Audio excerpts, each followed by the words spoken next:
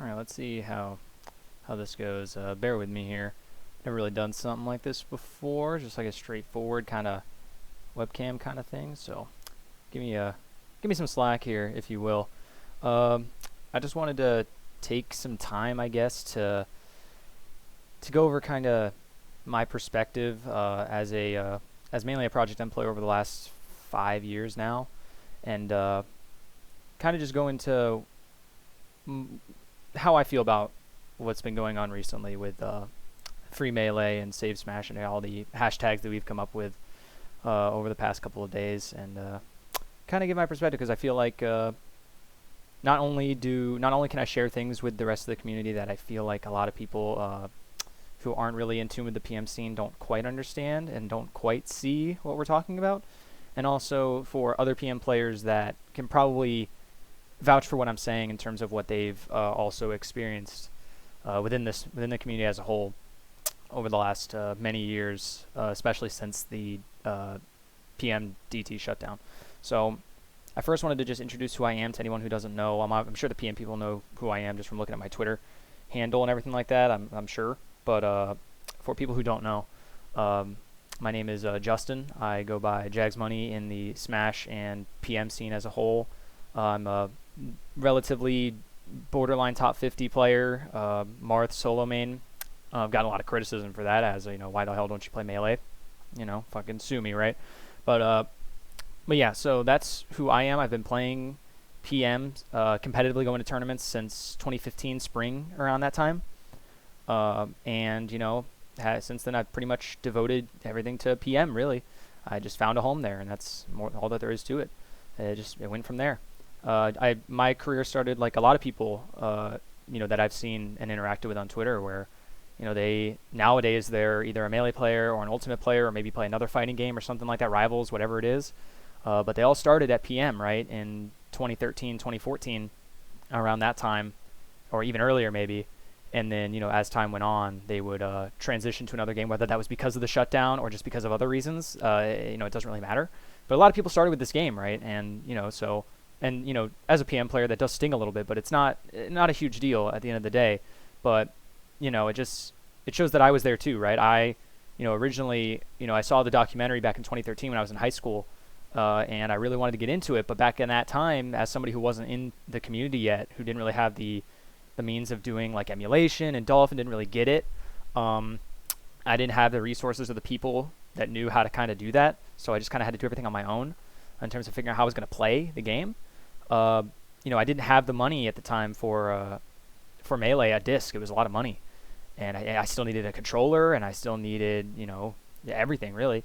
And I eventually found from a friend who at the time was playing Project M semi-competitively at the time. He did go to some tournaments before, but who had played the game at a competitive level, at least skill-wise, and they got me into PM. And even in that circumstance, it was just an easy way to play a melee engine-like game at the time, just something to get me into the engine and the style of gameplay. And then eventually I could transition over to melee when I got the resources, or whenever that was the easiest time. And that's kind of how I got into Smash competitively. Was I was introduced to melee, but because of the difficulty of access, it was a lot harder at the time, as someone who wasn't part of the scene, to get Dolphin set up on a computer that probably wasn't even powerful enough to run it in the first place, and play melee when I couldn't afford a disc. I was able to afford a $10 2GB SD card though, and my friend had a Wii and Brawl, so I could get that to work no problem. And I loved it. I loved the game. I loved the engine. And eventually I decided I was going to go to a tournament that was going to host both Melee and Project M, and I was just going to use my PM skills that I learned to kind of just play Melee without really owning the game. And it didn't go quite well, but it was still fun.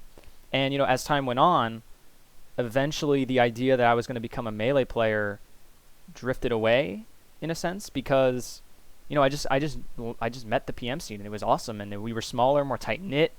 It was people that were more welcoming to me as a player, people that I became friends with. Whereas in Melee, not to say I don't have friends who played Melee, especially in the South Florida scene I was introduced to, but it was a little bit more cliquey, if you will, in the Melee scene, so I didn't quite get as into it. But shout out to all my Melee friends that I met in South Florida, Kamikaze, Waffles from Tampa, and CFL, and there were some great guys in the Melee community that make me feel welcome when I do go to South Florida events, for sure. But I was more welcome with the PM scene at the time, and I just got into it The Melee mode shut off, and it was just something for fun I did at the same tournaments, but PM was it. That was what I played, right? And I started at the tail end of 3.5, and then 3.6 dropped, and it was everything I could ask for, right? Like, it was perfect. And it was all looking on the up and up. PM was, obviously you still had Melee players who had the same opinion as they did right afterwards, but then after the shutdown is kind of when the sentiment started to change about PM, in a sense. I mean, I could give tons and tons of specific examples, but it's just been so many years that I'm not going to go into that. But basically, what I'll say is over time and over many years of the PMD2 shutdown, things just got more and more toxic. I don't want to go that far. I think that would be disingenuous to the Melee players who did stick around and who, even though if they dropped the game, they still were accepting of us in their scene. But slowly but surely, the sentiment towards our game shifted in a negative direction. You had people that were originally pretty accepting of the game and would enter tournaments and were pretty cool about the game. Not only were they not entering tournaments anymore, which was totally fair, they were actively trash-talking the game and trash-talking the players and things like that to, I honestly don't even know why to this point. To this day, I don't really understand where the toxicity came from some of the Melee community. Specifically in Florida, it was a lot more gradual. A lot of people were still fine with PMs, accepting, if you will, even so, for a few years. CFL was really where things took a turn in terms of acceptability of PM.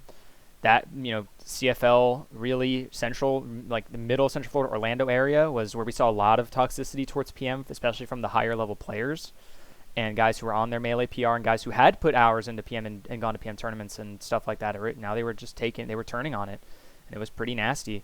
North Florida was already kind of a small scene anyway, so it wasn't that big. And South Florida, actively stayed alive for a really long time. Not just from myself, but from many other community members at the time. I can shout out Sam, Mr. Fabulous. I can shout out Rico for his streaming efforts throughout the years before he decided to move on, which we all appreciated him so much. And every other TO that stepped up at the time to keep us alive for the years that we were. And we still do have plenty of players down in South Florida. And shout outs to CFL for overcoming the toxicity of the Central Florida Melee community at the time and banding together to actually create probably the biggest PM scene in the state is Central Florida. Now, while they may not be the strongest in terms of players, that would probably still go to South Florida. They actively have the best scene by far, and that's thanks to Danimal and the guys over in CFL for those TOings. And before I start rambling on my own scene more, I do want to go into everything that's been said in these Twitlongers and everything that's been said on that front, and what my perspective on those topics, right? So first of all, I think many people in the PM scene understand that most of what was said in those Twitlongers is not new. It's not new information. This is things that we knew for years, that there was no cease and desist. From the beginning, there was no cease and desist at any point. I don't really know where that came from or what kept that pushed for so long that even, as of this year, even a few months ago, people were still adamant that there was some form of cease and desist when there never was. And it's, I don't know. Personally, I don't know where it came from, but all I know is that was a perpetual thing within the Smash scene as a whole about our game, right? So first of all, we knew that from the beginning. We also knew that there was no pressure from Nintendo to shut down events because of Nintendo, or because of Project M, I should say. There was none of that. It was all in the hopes of a Nintendo sponsorship or a sponsorship getting bigger. We all knew that. Project M was never going to get the event shut down. Besides Paragon 2015, which I'll get into that, there never really was an outward threat of an event getting shut down. It was more so that Nintendo wouldn't sponsor an event, and there was a lot of incentive tied to getting that deal done. So TOs would basically cold shoulder us, and not me specifically. I'm not a national Project M figurehead or anything. I was way more local, but you could talk to the people who were national level TOs and at that level, and they'll give you the same sentiment that they were getting the cold shoulder. They were getting told that they couldn't have tournaments there. I mean, I know about CEO and Jabali, God bless his soul. and I love Jabali. He puts on the best tournaments here in Florida by far, but he was also giving us the cold shoulder. We used to be able to host Project M tournaments at CEOs. It was one of the biggest tournaments in 2014 at the tournament. But then 2015, all we were able to was a side event, and it only got like 60 people because it was never advertised. And then it had to be on Challenge almost the entire tournament, which wasn't really advertised with the same Challenge pages as everything else. Because that was before Smash.gg and all that stuff.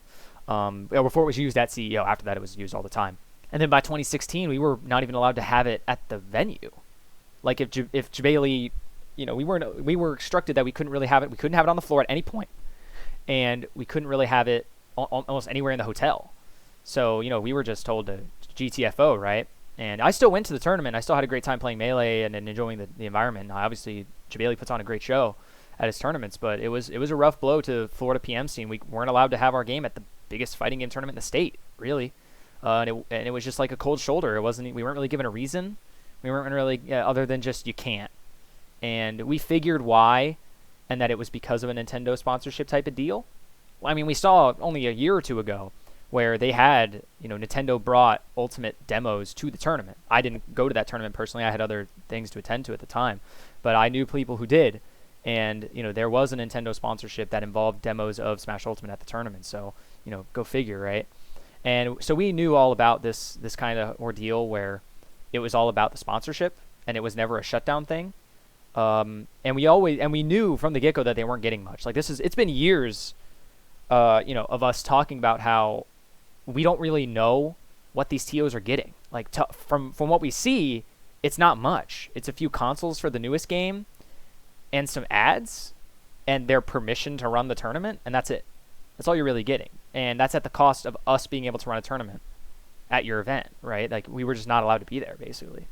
And so we knew that for a while, for many years, and not only now is it really confirmed that that's exactly what was going on, that, that there was no threat of a tournament shutdown based on PM being there. It was all based on the sponsorship deal. It was all based on the hope that in the future more things would come, when most of us in the PM scene had an idea that that wasn't going to happen.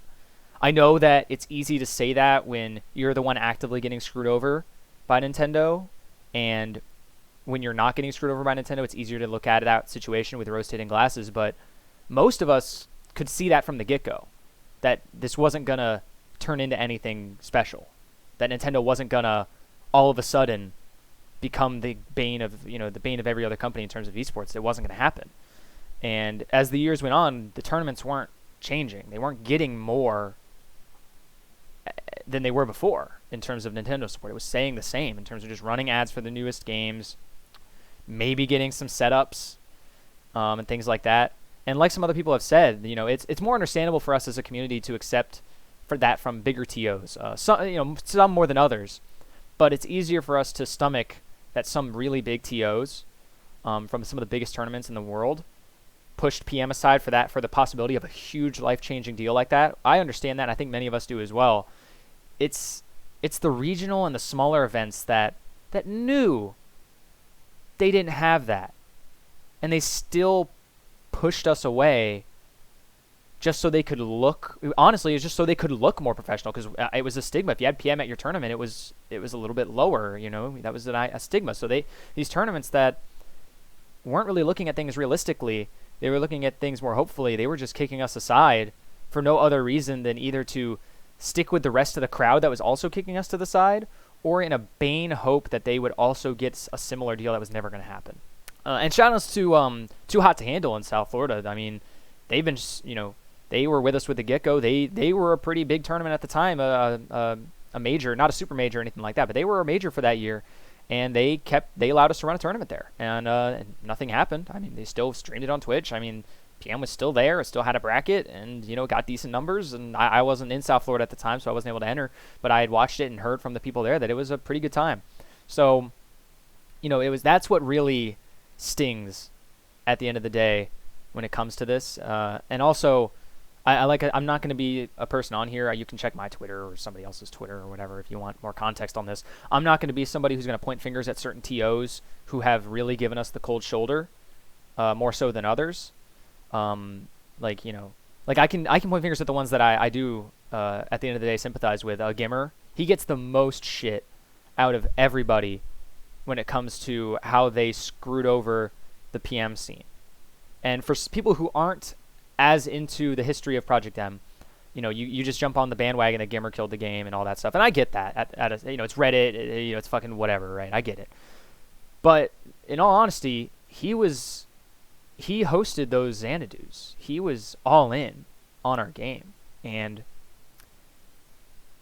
I don't have any animosity towards Gimmer in any way. He was one of the biggest names in streaming Smash, and he was trying to go for a Nintendo sponsorship. I mean, and he was one of the people who kicked off Smash, or kicked off PM, I should say, that made it such a household name in the streaming and in the competitive community because it was such a popular stream every week on Twitch, and it was great.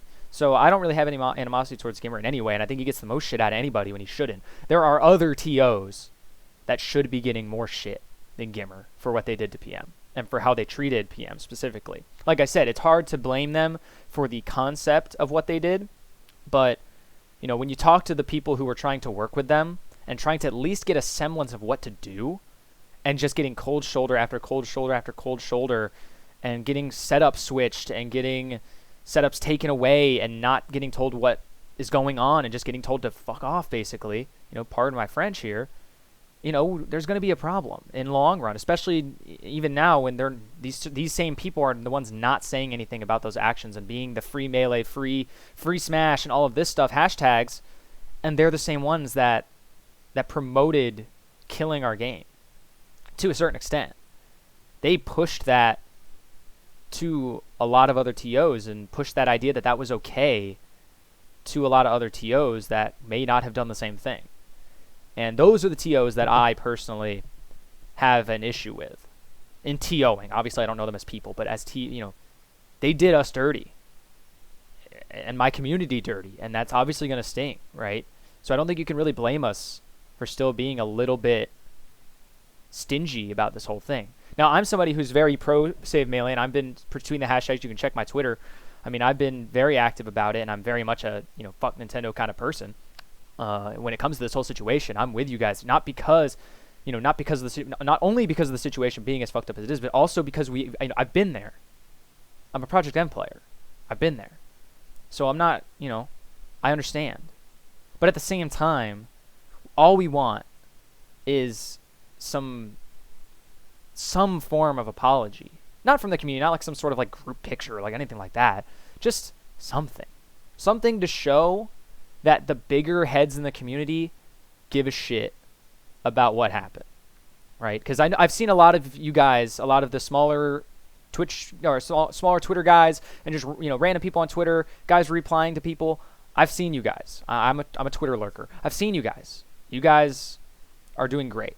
Whenever I see these comments on Twitter, all about how great PM was and how great it is, how great the scene still is, how they want it to come back to majors, how people are going to start playing PM to spite Nintendo, as petty as I think that is for a reason to play PM, it's still nice. It's nice to hear that. Really, thank you. It's really cool to hear that from you guys. But we just want to hear something from the guys who matter, and that's the TOs. That's the event organizers, the guys who are going to make that idea that PM's going to come back to these tournaments a reality. But a lot of them aren't saying anything like that. A lot of them haven't even mentioned Project M. They still treat it like it's Voldemort, right? Like, remember when you couldn't say that on stream for no reason? Yeah, they're still like that. They still haven't even mentioned the name. I'm sure that it's been erased from their mouth like a slur of some kind, right? Like it's just saying it's taboo to them or something. And that just hurts, man. That hurts. And we need to push for that to be not a thing anymore. At least say something. Especially when you're one of the TOs that did that. It's not like you don't know. It's not like oh man, I didn't know that. Yeah, you know. We know. We've heard from these other the PM TOs that try to work with you that that's what happened. So you gotta step up, right? Step up, apologize, and let's get this thing rolling, right? We know Nintendo ain't gonna do anything anymore. We understand that. So what's stopping you now? If we all agree that Nintendo sponsorship isn't going to mean jack for God knows how long, if ever, what's stopping you? Like, let's get this ball rolling already. What are we waiting for, right? So, and honestly, I think a lot of PM players share the same sentiment with me on this, right? Like, that, we're not looking for much. We never have looked for much. We've been the ones who have been dealing with this for God knows how long. 5 years at this point of dealing with not only Nintendo, not actually listing a cease and desist, but just knowing that they're watching and knowing that you have to stay in line. And just having that pressure. And instead of getting a hashtag and a big movement about it and all of this stuff, it's, it was the community turning on us. Like we were the ugly duckling or something like that of the community, right? Or we were the odd one out in a way. You remember one unit? Yeah, there's a reason PM players joke about that, because we clearly weren't a part of that unit at the time. We were getting ousted of the community at the time. And, not by every player by all means. No, this isn't by every individual little player. This was by the important tournaments. These were by the important people in the community. Not to say every player isn't important, but this is by the people who were making the decisions whether our community was allowed to exist at their tournament or not. Right? So that obviously matters. And they were giving us the no. And instead of the community turning to help us, or turning to, give a voice to us in some capacity, they were turning against us. And if it's actual animosity, or if it was actually just cognitive dissonance making themselves feel better about our situation, I don't know. I can't tell you. It's been 5 years. It's been 3 years, 5 years, however long it's been since these incidents have taken place. I can't tell you what it is that caused that to happen at the end of the day.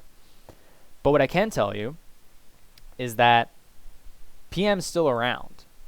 Even after all of that, even after 5 years of slowly but surely smaller communities dying out, and streams dying out, and streams having to move from one platform to another just to stay afloat, and tournaments being shut down left and right, the PM side of brackets being shut down left and right, side brackets not being allowed, people not even allowed to say the game's name on streams. After all of that, we're still around. Smash and Splash 5. 400 entrants. That's not a joke. 400 entrants at Smash and Splash 5. Just a year ago, before COVID. I wouldn't be surprised if Riptide had more people this year if it was allowed to happen. Wouldn't surprise me. And we've been through all of that. And we didn't get a hashtag. We didn't get a movement. We didn't get interviews on big esports talk shows at all. We're not going to get a documentary until like this year, if that. I don't know when it's coming out. I honestly don't know. It's coming out soon though. Thank God. Thank the party for that. But we didn't get any of that, and here we are. We're still here, right? I know a lot of people don't think we are, but we are, right? So my message to the Melee community is, keep it going. Like, we didn't get this treatment. Our community didn't get this energy. We didn't have enough people, and people who were with us turned on us. We didn't get this. You guys have it. Take it. Run with it. Use it and make something happen. Don't listen to all these armchair lawyers telling you that you don't have anything to say. You do. You have a voice, and you can voice it however you want. And preferably for the community and for the future of the game, right? That you guys love so much. And that's what we've been doing for the past 5 years. I know maybe some of you guys might be, it's PM players always talk about how you want to play PM. But we got to. That's what we have to do. We don't have anything else. That's our way to get the game out there, right? So just keep doing what you're doing. You guys are doing a great job.